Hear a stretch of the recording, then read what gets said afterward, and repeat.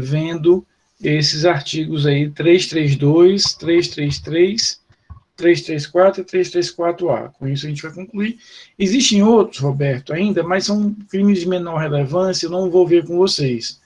E aí, na quinta-feira, a gente começa, Caroline, os crimes contra a administração da justiça. A gente vai trabalhar com esses crimes a partir da próxima quinta-feira. Então, hoje, a gente vai se concentrar aí em finalizar os crimes contra a administração praticados por particular, e na próxima quinta-feira nós vamos ver já o início dos crimes contra a administração da justiça. A matéria da prova vai até hoje. Então, a matéria da primeira prova ficam crimes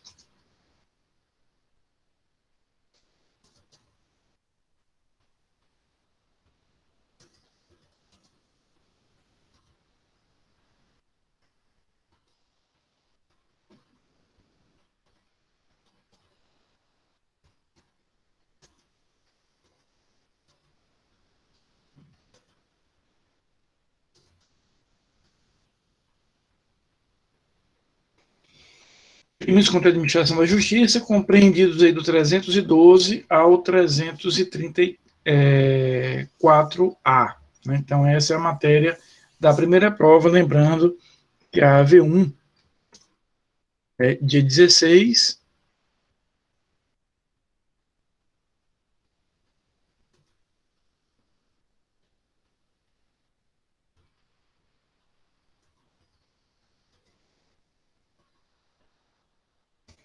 dia 16 a primeira chamada e de 18 a segunda chamada. Né? Então, queridos, eu quero, repito, enfrentar esses artigos hoje, e o primeiro é novidade total, mas o 333, corrupção ativa, e o 334 e 334-A, contrabando, descaminho, não são 100% novidade. Nós já vimos os crimes que correspondem a eles, o outro lado da moeda, lá quando nós estudamos os crimes praticados por funcionário. Lá nós vimos os crimes de corrupção passiva e facilitação de contrabando e descaminho. Hoje, Roberto, a gente vai trocar o lado da moeda e ver o crime praticado pelo particular. Mas primeiro, vamos aí ao crime de tráfico de influência. Diz aí o artigo 332, solicitar, exigir, cobrar ou obter para si ou para outrem vantagem ou promessa de vantagem a pretexto de influir em ato praticado por funcionário público no exercício da função.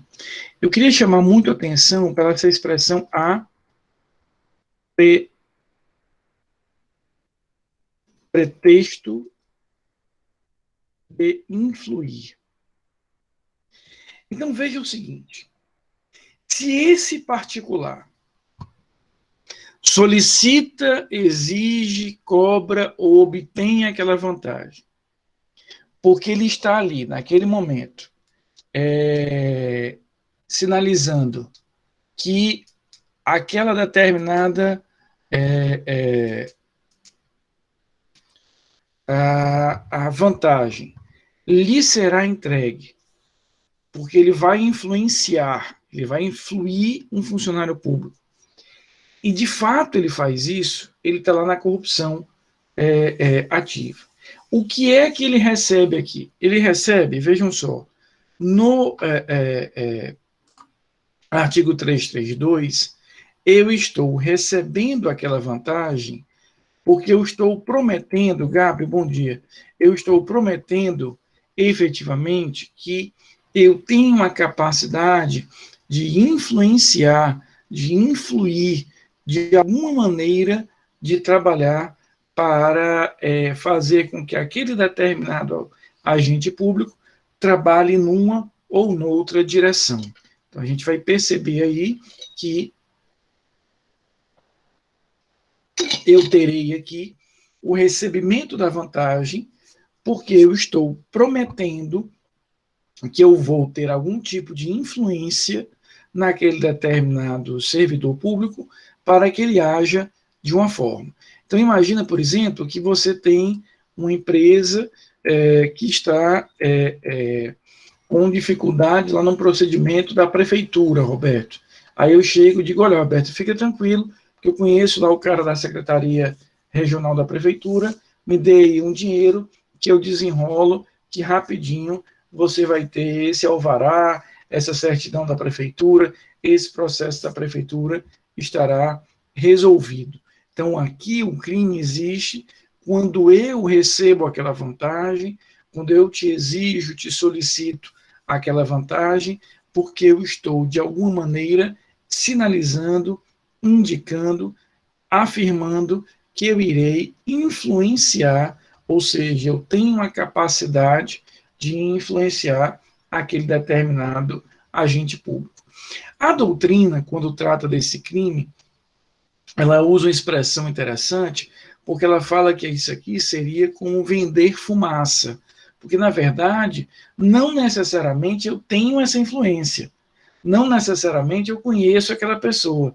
Não necessariamente eu posso efetivamente fazer com que aquela pessoa, aquele servidor público, aquele agente do Estado, venha agir da forma com que você gostaria. Eu apenas estou indicando que eu tenho tal influência. Então, esse crime, de certa forma, é um crime muito, muito cruel, Karen, porque eu estou vendendo alguém, aspas para o vendendo, obviamente, eu estou vendendo alguém que não sabe que está sendo vendido, né? Que não sabe que está sendo vendido. Então, eu estou dizendo que eu tenho como influenciar um agente público que muitas vezes sequer me conhece, né? Muitas vezes eu tenho sequer acesso a ele. E por que esse crime aqui existe?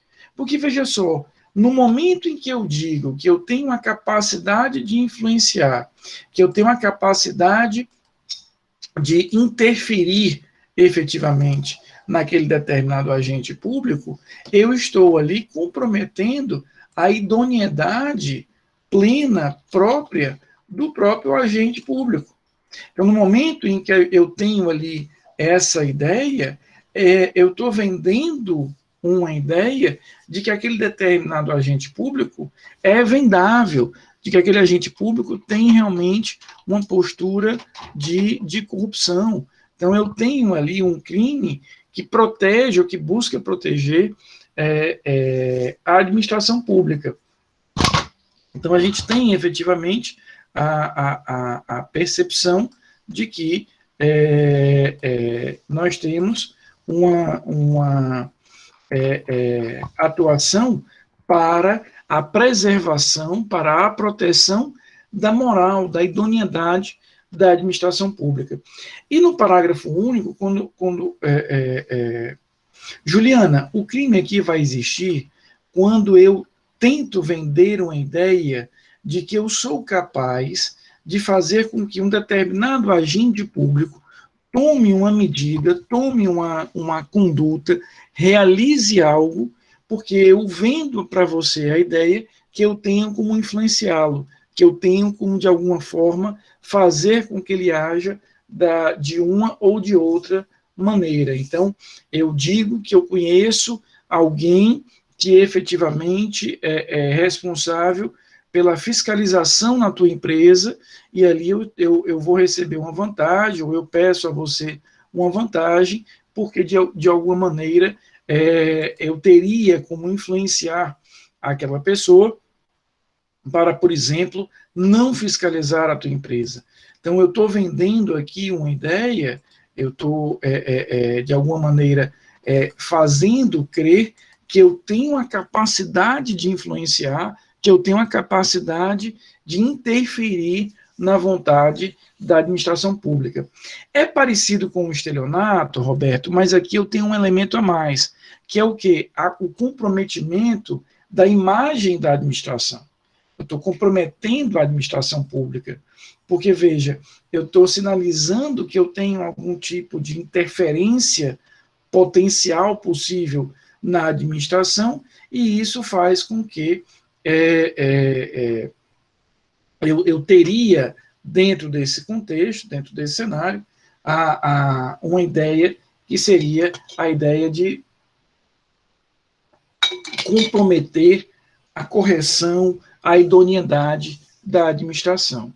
Então, esse crime é um crime relativamente é um crime grave, e é um crime com uma certa crueldade, porque eu estou vendendo, aspas, alguém que a pessoa sequer sabe que está vendendo, ou que está sendo vendida, na verdade. Eu estou dizendo que eu posso influenciar um determinado agente público, e esse agente, ele sequer sabe que está sendo vendido, negociado, ou que estão dizendo que ele, de alguma forma, vai sucumbir a isso. O parágrafo único é uma prova disso. Veja o que diz aí o parágrafo único. A pena é aumentada da metade se o agente alega ou insinua que a vantagem é também destinada ao funcionário.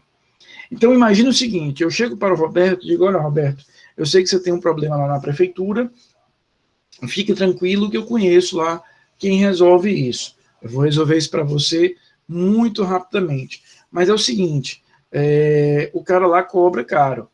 Então eu vou precisar aí de 10 mil reais, não é para mim, você sabe que eu jamais cobraria isso para você, estou fazendo isso pela nossa amizade, mas o cara lá cobra caro. Só que, na verdade, o que eu estou fazendo aqui? Eu estou vendendo a ideia, não apenas de que aquele determinado servidor público ele é vendável, como eu estou precificando aquele cara. Eu estou dizendo que esse dinheiro será efetivamente para ele. Então, no caso do parágrafo único, eu estou efetivamente dizendo que tenho como interferir para aquela decisão do agente público, e, ademais, no parágrafo único, eu estou sinalizando de forma expressa ou de forma tácita de que aquele determinado agente, aspas, está cobrando esse valor. Então, o crime aqui, ele se materializa no momento em que, efetivamente, eu tenho, dentro desse contexto, uma indicação expressa de que eu influenciaria ou teria a capacidade de influenciar aquele agente público, e no parágrafo único eu estou quantificando efetivamente a atuação daquele determinado agente. A partir de agora, nós vamos ver os artigos 333 e 334 e 334A, e nós vamos voltar a trabalhar com ideias que nós já vimos em aulas passadas. Mas antes da gente chegar nesses artigos, eu queria fazer aqui um breve parênteses, uma breve revisão, para a gente lembrar um detalhe. Eu conversei em aulas anteriores, Roberto, Caroline, Tiago e todos os demais, que lá em Penal 1, vocês aprenderam que quando a gente fala de concurso de agentes, a ideia é que exista uma ligação subjetiva entre aqueles sujeitos, existe uma conexão subjetiva entre os sujeitos, portanto, possuem entre si uma conexão subjetiva, e, como regra geral, no momento em que eles escolhem trabalhar juntos, no momento que eles escolhem atuar juntos, no momento que eles escolhem realizar aquele ato em conjunto,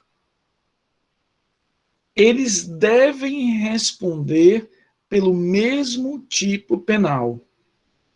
Então, a regra é se o A e o B estão agindo juntos, se eles estão em conjunto praticando aquele determinado crime, eles irão, como consequência, responderem pelo mesmo tipo penal. Essa é a regra. Há, no entanto, circunstâncias que fazem com que eu possa pensar de uma forma diferente. Há situações em que há o concurso, existe a ligação subjetiva, eles agem em conjunto, eles vão agir em conjunto, porém, nesse concurso de agentes ou de pessoas, eles respondem por tipos penais distintos. Então, qual é a regra?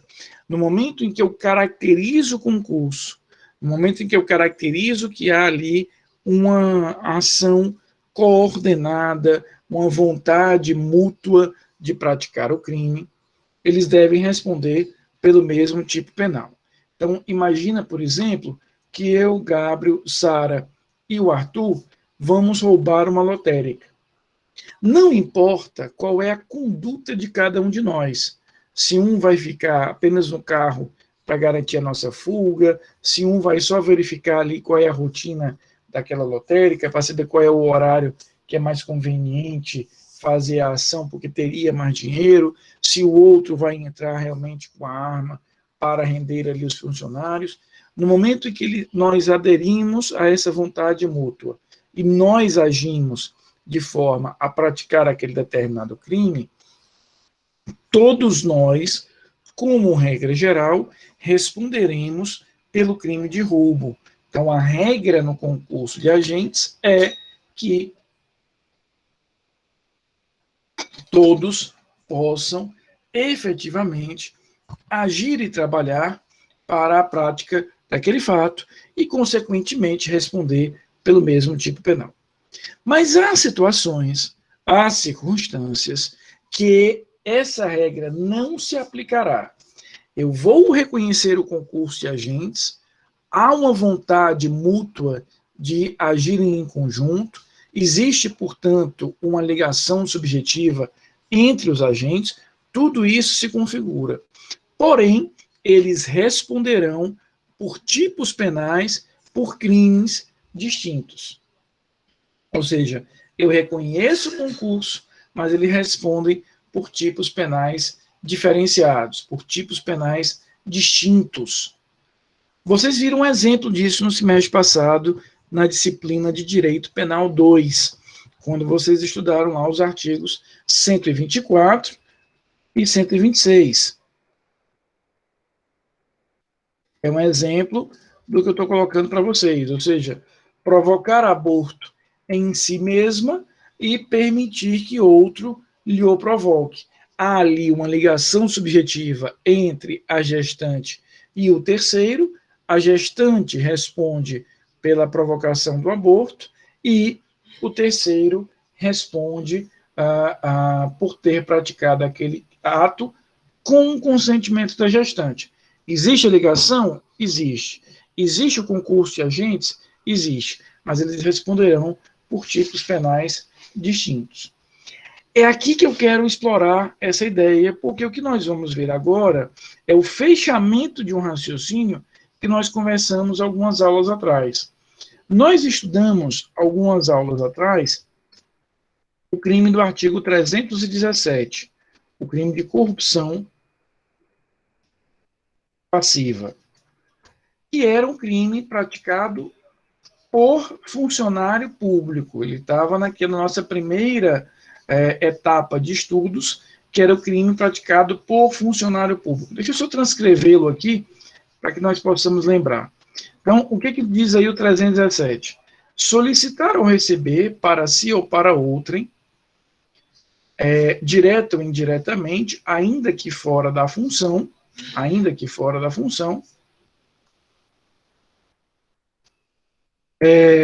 ou antes de assumi-la, mas em razão dela, vantagem indevida ou aceitar promessa de tal vantagem. Então, lá nós estudamos juntos, repito, essa figura aí da corrupção, onde nós víamos, dentro daquele determinado contexto, o agente público, o funcionário público, e ele estava ali a solicitar, receber ou aceitar promessa. Então, se ele solicitava, se ele requeria, se ele pedia a vantagem, se ele recebia a vantagem que lhe estava sendo entregue, ou se ele aceitava a promessa dessa vantagem, o crime já existia. Inclusive, nós estudamos juntos, né, que, independentemente dele efetivamente deixar de agir como ele deveria, já havia ali o crime materializado e o crime ali já existia. O que nós vamos ver agora, Andresa, é o outro lado da moeda. O que a gente vai ver agora é o crime praticado pelo particular. Ou seja, nós vamos ver o crime de corrupção ativa. Muitas vezes há um concurso de agentes. Muitas vezes o particular entrega a vantagem e o funcionário público recebe essa vantagem. É comum isso. Isso pode acontecer. Porém, efetivamente, isso só vai existir se e somente se nós tivermos as duas condutas. Porque eu queria só lembrar aqui um parênteses que eu fiz naquela aula. Deixa eu só voltar a esse parêntese. Eu expliquei para vocês que, do ponto de vista do senso comum, é muito comum a gente escutar na sociedade de que não existe corrupto sem corruptor. Não sei se vocês lembram desse papo, Roberto, de que na sociedade precisaria haver aí o corrupto precisa haver o corruptor para haver o corrupto. Isso é importante até do ponto de vista social, porque me faz ter responsabilidade sobre aquele ato que eventualmente o corrupto realiza. Mas do ponto de vista penal, isso não necessariamente é vantagem. E a gente agora vai entender isso melhor. Quais são os verbos do crime de corrupção passiva, do crime praticado pelo funcionário? Solicitar, receber ou aceitar promessa. Quais são os verbos aqui do 333? Oferecer,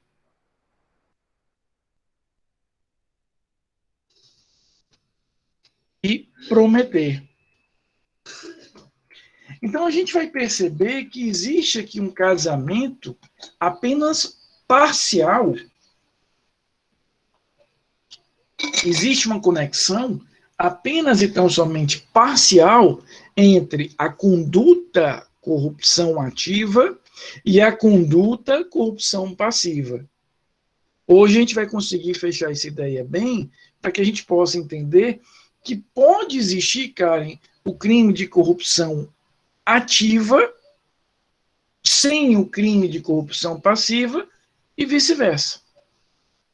Veja, o particular praticará o crime se consuma no momento em que ele oferece a vantagem e no momento em que ele promete a vantagem. Não interessa para a consumação do crime de corrupção ativa se, de fato, o funcionário aceitar essa promessa ou receber a vantagem. No simples ato de oferecer a vantagem, no simples ato de fazer o oferecimento da vantagem, eu, particular, já estou praticando o meu crime. O crime já está consumado. Se de fato o funcionário receberá ou não, aceitará ou não, aí depende da conduta dele, e se ele o fizer, ele responderá por corrupção passiva. Então, na hora que eu ofereço ali um dinheiro para que aquele funcionário público não me multe, o simples oferecimento feito por mim será efetivamente já suficiente para a caracterização do crime. Se aquele funcionário receberá ou não, se aquele funcionário, de alguma maneira, vai atender e vai aceitar aquela promessa, representará o crime que ele praticará, qual seja o crime lá do 317. Então, explicando de uma forma mais objetiva, eu ofereci a vantagem, né, e o funcionário público não recebeu. Eu pratiquei, eu consumei o crime de corrupção ativa e o funcionário público nada praticou. Agora, se eu oferecer a vantagem e ele recebe aquela vantagem, eu pratiquei corrupção ativa, ele praticou corrupção passiva. Então, se eu ofereci a vantagem e ele, de fato, recebeu essa vantagem, nós vamos ter aí, repito, a prática dos dois crimes. Veja que aqui há exatamente um concurso, Karen, mas aí fica cada um no seu tipo penal. Agora veja, por que eu digo que esse casamento entre o 317 e o 333, ele é apenas parcial. Porque o oferecer do 333, ele vai casar com o receber do 317. O oferecer do 333 casa com o receber do 317. Aqui eu ofereço, lá ele recebe. Ok, Fátima? Até aqui tá ok? Aí eu tenho o prometer do 333 e casa com o aceitar promessa do 317. Casamento aí perfeito, Fabiana. Um promete, o outro aceitando a promessa. Repito, pode ser que eu prometa e ele não aceite, o crime vai ser só meu. Mas pode ser que ele aceite, aí eu caso as duas condutas, um corrupção ativa, o outro corrupção passiva. Mas veja que no 317 eu tenho um terceiro verbo. Qual é o terceiro verbo? Solicitar.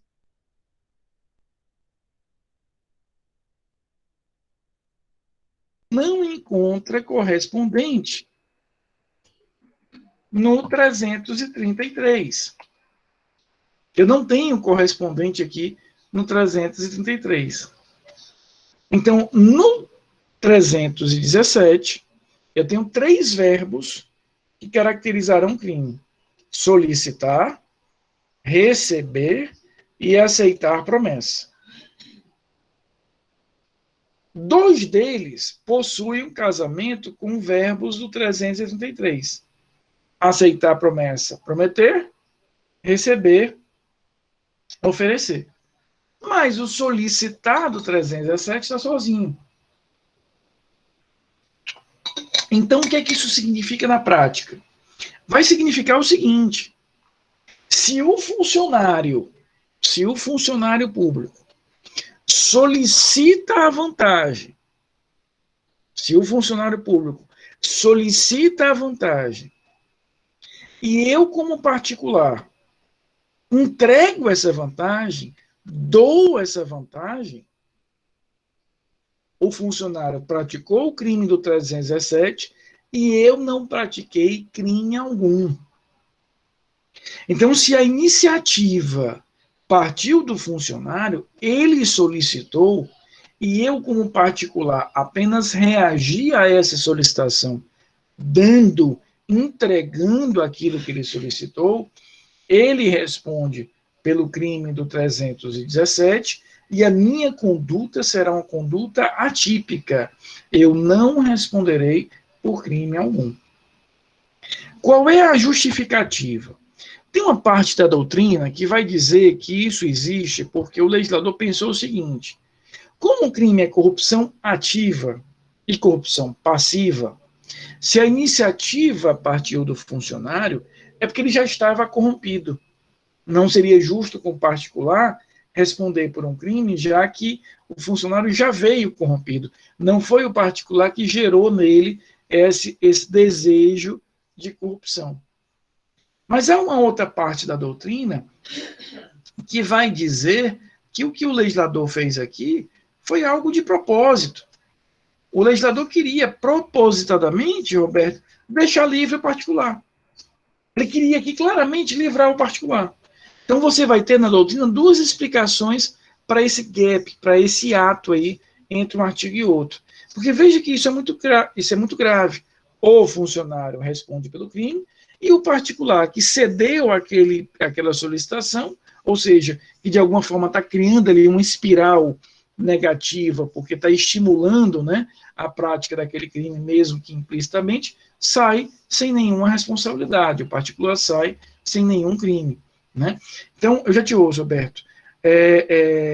E há uma lacuna, Pedro. Aqui há claramente uma lacuna. Não há dúvida em relação a isso. Mas a questão é saber por que existe essa lacuna. Então, existe uma parte da doutrina que diz que essa lacuna decorre do fato de que, como a iniciativa veio do funcionário, ele já estaria corrompido mesmo, ou seja, não seria justo que o particular respondesse pelo crime, porque, de qualquer maneira, a iniciativa já partiu do funcionário, e há uma outra parcela da doutrina que diz que o legislador fez isso de propósito, para livrar mesmo. Isso fica bastante evidenciado quando a gente compara a redação do 333 com esse outro crime aqui, ó. É um crime que foi criado posteriormente, esse crime foi criado em 2002. É o crime de corrupção ativa em transação comercial internacional. Olha o que ele diz: prometer, oferecer, ou, olha aí o terceiro verbo, que não existe lá no 333,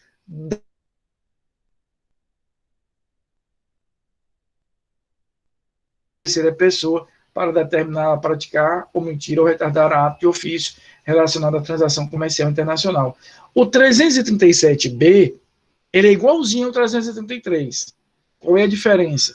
O 333 está olhando para funcionário público brasileiro, enquanto que o 337B está olhando para funcionário público estrangeiro. Isso aqui seria, por exemplo, o funcionário de uma embaixada, o funcionário de um organismo internacional como a ONU, como a OEA, seria essa a diferença. Mas veja que no 337, cuja redação foi dada em 2002, ele acrescentou, Roberto, um terceiro verbo. Ele acrescenta o dar, que nós não temos lá no 33. Porque o dar aqui casaria perfeitamente com o solicitar. Aí o casamento era perfeito. Então, o legislador, me parece que não há outra lógica, ele propositadamente deixa de fora, no 333, o verbo dar.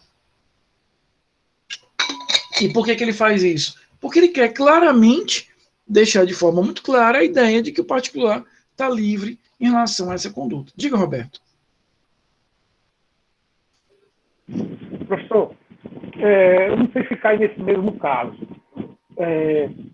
Há um tempo atrás, eu fui levar um parente do IJF que tinha levado uma queda e tinha fraturado o braço. Tá? Aí eu levei, e quando eu cheguei do IJF, uma pessoa lá de dentro do IJF, que recebeu, veio dizer: olha, a gente não tem atadura nem gesso, mas eu vendo. Ou seja, eu não tenho como tratar da pessoa que se trouxe, mas eu tenho e eu lhe vendo. E eu paguei. Isso aí cai no caso de corrupção, não?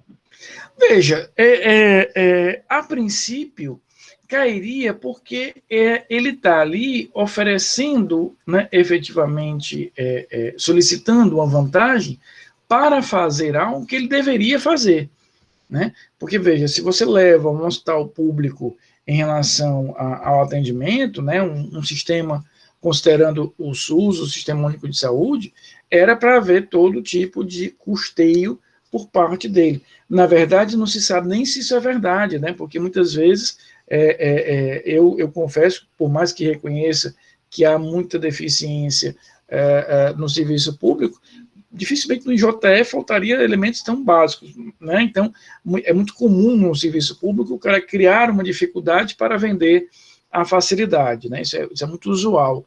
Então, no caso dele, me parece que sim. E você cairia naquele vazio, naquela lacuna que a gente está falando agora, ou seja, não haveria aí o crime da sua parte, porque você apenas teria dado, né, pago aquilo que ele teria solicitado, e lhe confesso, Roberto, que eu, no seu caso, provavelmente teria feito mesmo. Uma situação dessa aguda, né, uma situação de estresse, de gravidade ali dentro daquele ambiente, dificilmente um de nós, infelizmente, teria a capacidade de dizer: não, eu não vou fazer isso, deixa eu levar de volta o parente para a fratura. Dificilmente você faria isso.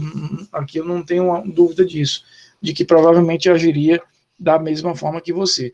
Agora, no caso dele, sim, porque se eu busco uma assistência pública de saúde, né, coberta, amparada pelo SUS, ele está cobrando ali uma vantagem, né, para realizar o ato que ele deve realizar, que é realizar o tratamento, realizar aquela determinada situação. Então, a princípio, a gente pode sim visualizar isso. Tá? Não seria corrupção num caso muito específico em que a gente de fato percebesse que há uma ausência total daquele determinado insumo, né? De fato não existisse, não por culpa dele, e aí nesse caso, aí eu afastaria o crime de corrupção porque ele não teria como dizer, olha, imagina que você chegou lá e realmente não tem. Aí ele diz, olha, eu não tenho o que fazer, porque o insumo que eu preciso para tratar aqui não existe. A única solução seria você trazer isso e você, de alguma forma. O que me parece estranho aí, Roberto, e por isso eu ainda vejo com mais probabilidade a corrupção, é ele vender. Olha como seria diferente se ele chegasse e disse, olha, Roberto, eu não tenho, nós temos aqui sem esse negócio, acabou hoje. Agora, se você quiser ir à farmácia ou ir à loja tal, comprar e trazer para que a gente possa fazer isso, aí eu afastaria por completo. Mas na hora que ele vender, me parece mais provável, há mais elementos aí da caracterização, de fato, do crime de corrupção. Né? Corrupção, no caso, passiva dele. Ainda em relação ao 333, nós vamos ter aqui o parágrafo único. A pena é aumentada de 1/3, se em razão da vantagem ou promessa, o funcionário retarda ou omite ato de ofício ou pratica infringindo o dever funcional. O parágrafo único é o que eu costumo dizer que, além da queda, o coice. Porque o que nós temos aqui? No caput, ele está oferecendo, ele está prometendo. O crime já se materializou, o crime já se consumou. Agora, se o funcionário de fato recebe aquela minha vantagem, aceita aquela minha promessa, e por conta disso, por força disso, ele deixa de cumprir com o seu dever funcional, eu tenho esse aumento de pena. Então, eu fui parado, vou voltar sempre àquele exemplo, que é o exemplo que eu sempre trabalho para a gente poder fazer as conexões. Fui parado no Blitz, meu carro está irregular. Aí eu entrego, né, eu ofereço àquele agente de trânsito ali R$500 para ele me liberar. Ele aceita. Na hora que eu ofereci, e ele aceitou, na hora que eu ofereci, eu pratiquei o crime de corrupção ativa. Na hora que ele aceitou e recebeu aquela vantagem, ele comete o crime de corrupção passiva. O crime já está consumado. Mas na hora que ele de fato me libera, não aplicando a multa que ele deveria aplicar, aí eu vou inserir essa causa de aumento de pena aqui do parágrafo único, e ele terá também uma causa de aumento de pena que nós já estudamos lá no parágrafo 1º, do artigo 317. Então, há aqui uma correspondente em relação a isso. Tá? Por isso que eu brinco que é além da queda do coice, ou seja, ele então, se corrompeu... O exaurimento, professor? Hã? Isso aí seria o exaurimento? Não seria um exaurimento, porque como o tipo penal trabalha com uma consequência penal para isso, que é o aumento de pena, e isso tem uma relevância. O que é o exaurimento? É o pós-consumação, que a princípio não teria relevância penal. Né? Aqui há uma relevância penal, porque ele vai entrar com uma figura majorante aí, eu vou aumentar a pena. Então eu não posso dizer que seria... Se você trabalha que é um exaurimento em relação ao momento de consumação, até vai, mas há uma consequência penal para esse exaurimento. Em qual consequência? A incidência dessa majorante. Tá? Então, veja, o que é importante da gente ficar claro para a gente poder encerrar esse tópico do 333.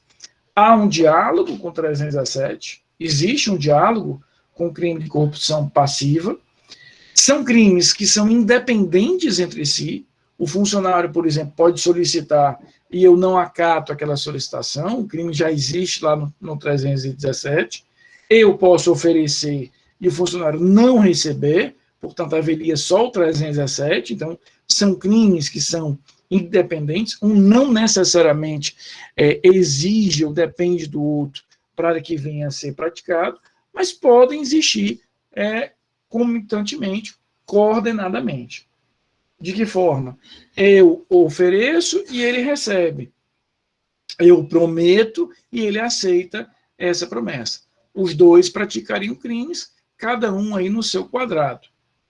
Agora, se além disso, ele deixa de agir como ele deveria, ele deixa de trabalhar como ele deveria, ele retarda aquele ato de ofício que ele deveria fazer, fora o crime já consumado, eu tenho essa majorante.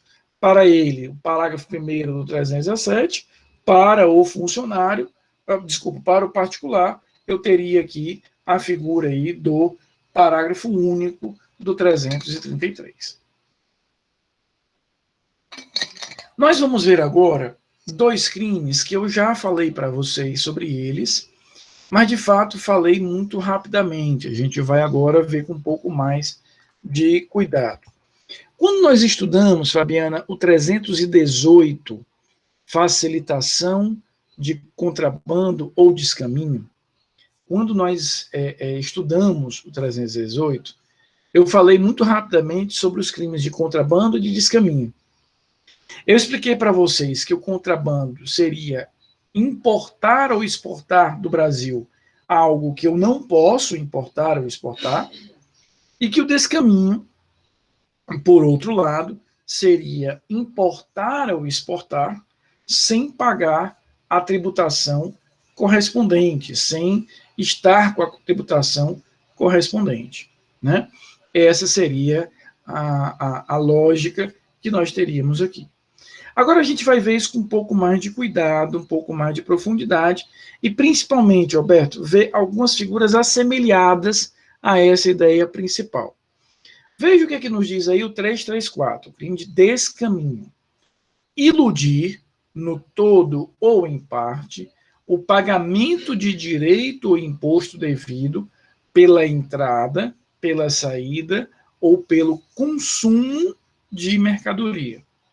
Então, aqui eu estou fazendo ingressar no Brasil a mercadoria ou fazendo sair do Brasil a mercadoria, que pode entrar e que pode sair, ou seja, eu posso importar e posso exportar sem problemas, né, sem nenhum problema, mas eu não estou pagando a carga fiscal correspondente. Eu não estou pagando o tributo correspondente. Então, você viajou, por exemplo, para os Estados Unidos, trouxe um computador, aquele computador excede a cota de produto, a cota de valor do produto que você pode ingressar no Brasil sem o pagamento de impostos, e você não paga o imposto correspondente. Então, veja, eu posso comprar aquele computador no exterior, posso ingressar com esse computador no Brasil, não há nenhum problema em relação a isso, eles podem ingressar validamente no território nacional, mas eu tenho que pagar aqui um valor correspondente de tributo, e eu não faço. Esse é o crime de descaminho, né? Veja como é diferente do crime descrito aqui no 334A, que é o crime de contrabando. Importar ou exportar mercadoria proibida. Tanto é que a pena, que lá no descaminho, no 334, é de 1 a 4, aqui vai subir para 2 a 5 anos. A questão do contrabando é diferente. Não é uma mera questão fiscal. Não é que simplesmente eu não recolhi, eu não paguei a tributação correspondente a isso. É algo maior do que isso. É algo mais relevante do que isso. O que eu tenho aqui no 334A, verdadeiramente, é eu importar ou exportar uma mercadoria que não poderia entrar no território nacional. Agora, claro, uma questão importante sobre o 334A. Ele é um crime, nós já até discutimos isso na nossa aula lá do 318, de natureza subsidiária.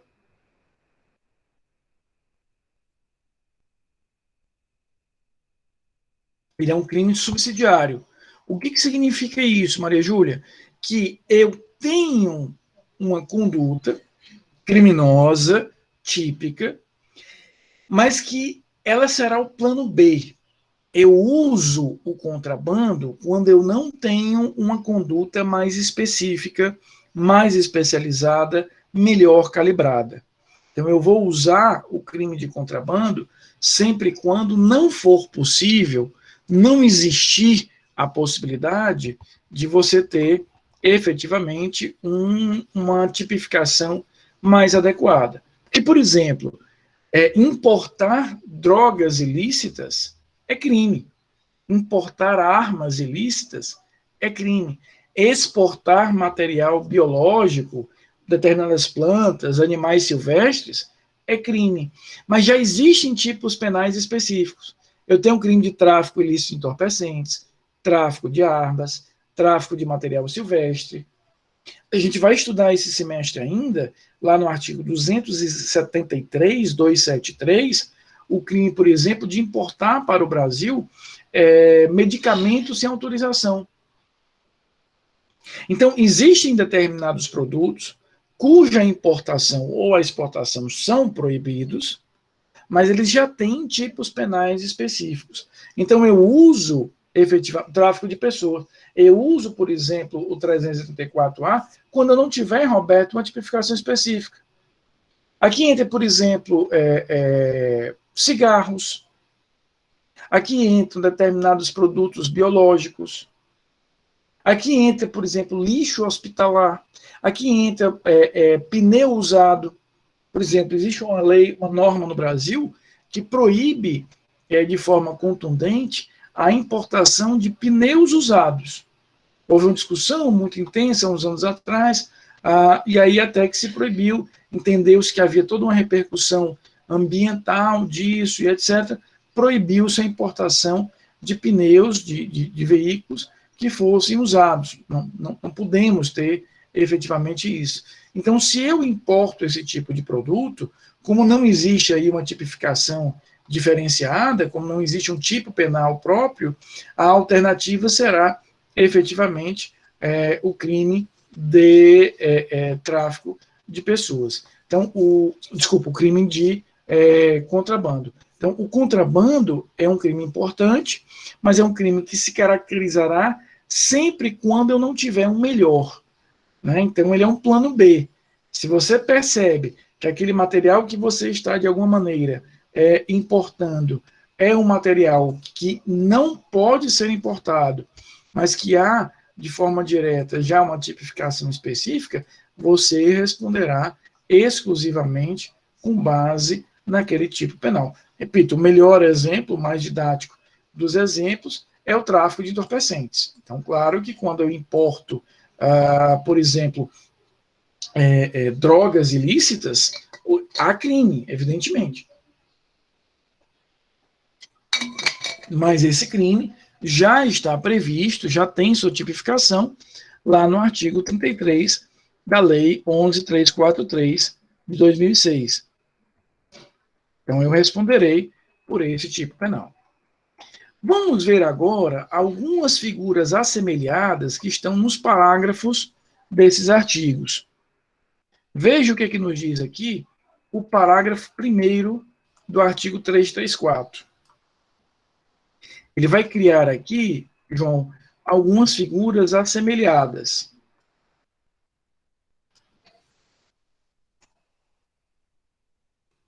Olha o que ele diz aí.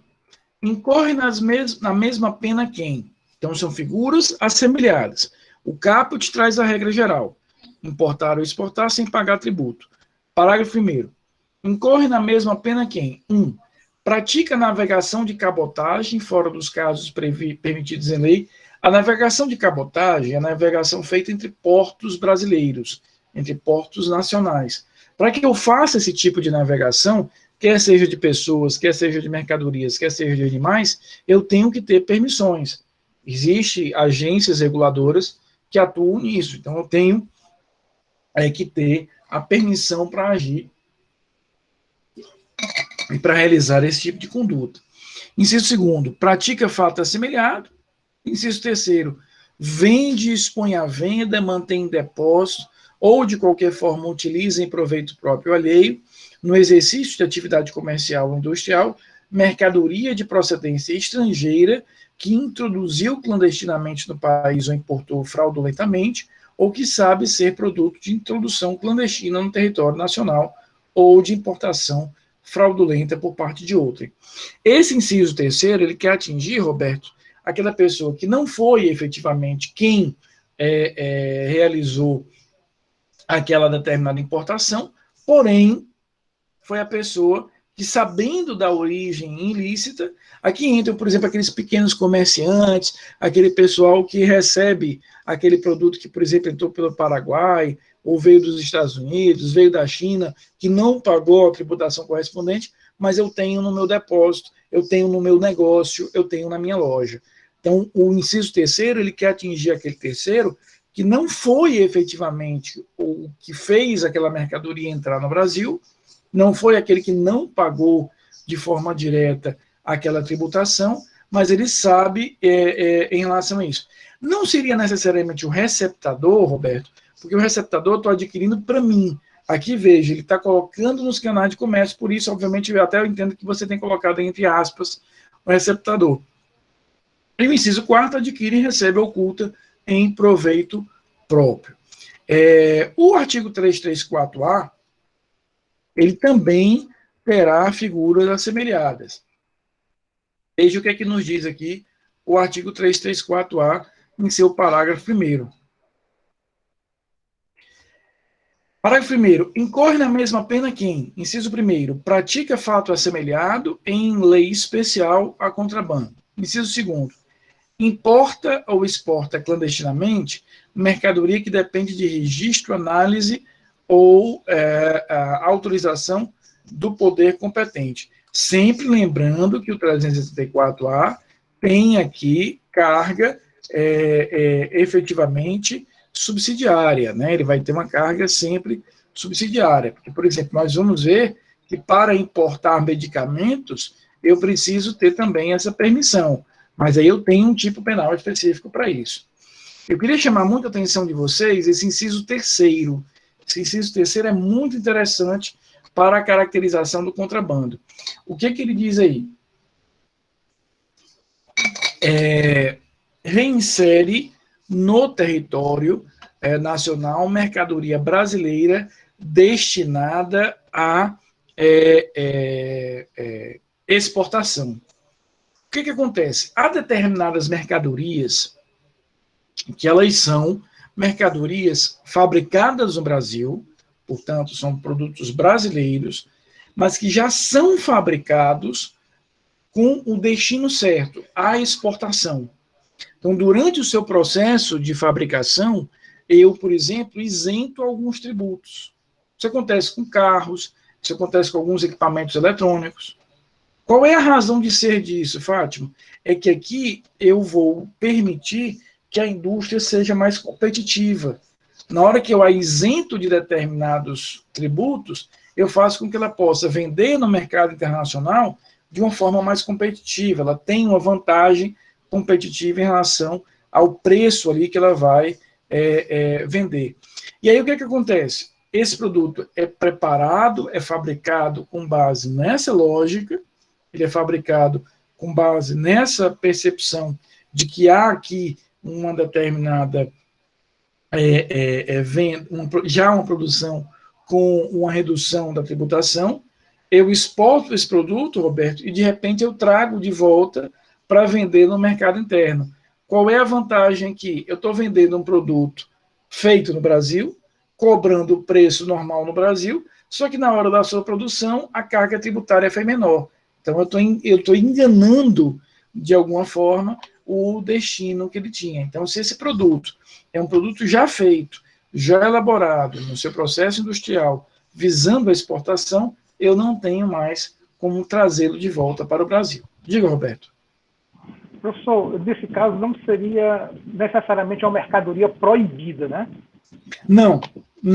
Ela é apenas proibida de comercialização no Brasil, porque ela vai ser vendida ou já obrigatoriamente no exterior, ou seja, durante o seu processo de fabricação, ela vai ser vendida necessariamente no exterior. Certo?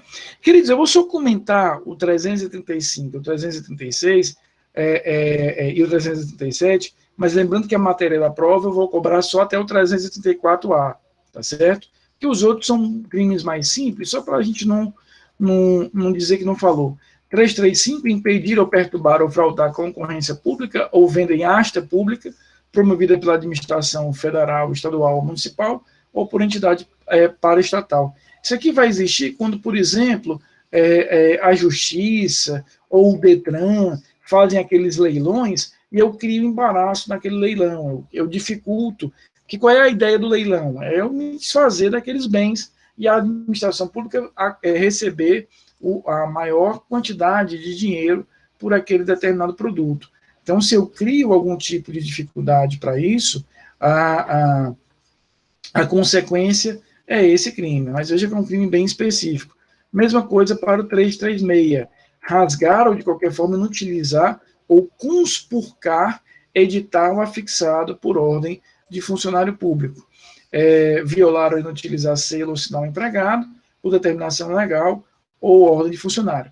Por exemplo, imagina, nós tivemos alguns casos agora durante essa pandemia, que aquele estabelecimento é lacrado, é interditado pelo poder público, e eu coloco ali um edital dizendo, olha, esse restaurante, esse bar, ele está lacrado, ele está interditado pelo poder público. E eu vou lá e rasgo esse edital, né? Eu vou inutilizar, jogo uma tinta. Então, aqui, trata-se de um crime bem específico, que é esse crime em que eu vou danificar esse determinado elemento. E para finalizar, por hoje, 337, subtrair ou inutilizar total ou parcialmente, livre oficial, processo ou documento confinado à custódia de funcionário público. Ou seja, eu estou destruindo fisicamente aquele livro. O fiscal vai até a minha loja e eu destruo aquele auto que ele tem na mão, aquela documentação que ele tem, por exemplo, ali nas mãos. Veja que são crimes, esses três crimes, 335, 336 e 337, são crimes aí muito específicos, daí porque, repito, estão vistos, mas eu não vou cobrar na prova. A matéria da prova vai até o 334A. Queridos, dúvidas sobre tudo que a gente viu hoje? Alguma coisa a mais? A partir de quinta-feira, nós vamos começar aí uma nova unidade, né, que são os crimes contra a administração da justiça. Mas essa unidade eu não vou cobrar na primeira prova. Isso eu vou cobrar de vocês na segunda prova, lá em maio. Essa prova agora de março, de hoje a 2 semanas, né, que ela será no dia 16, eu vou cobrar até o artigo 334A. Pois não, Fátima? O professor só vai cair até o 33A, né? Esses que você deu hoje, eles não vão cair, né, na AV1? Esses três últimos. Esses três últimos. Isso. Vai até o 334A, tá bom? Porque são crimes, repito, vocês viram aí que são crimes importantes da gente conhecer, mas menos importantes. Então, a matéria realmente vai do 312 ao 334A. Essa é a matéria da primeira prova, repito, que será agora dia 16 e 18, pelo AVA. Quando for na véspera da prova, na aula véspera da prova, a aula do dia 11, a gente vai fazer uma revisão e eu vou mostrar direitinho lá no AVA onde é que vocês encontrarão a prova. Tá bom? Tudo bem, professor. Obrigada. Queridos, eu não vou fazer chamada hoje, não. Quinta-feira eu faço chamada. Um feliz dia para vocês e, se Deus quiser, na próxima quinta-feira a gente se encontra para começar aí mais uma unidade nova, que são os crimes contra a administração da justiça. Tá bom? Um beijo grande a todos. Obrigada, até quinta-feira. Professor. Bom dia. Obrigada, professor. Bom dia.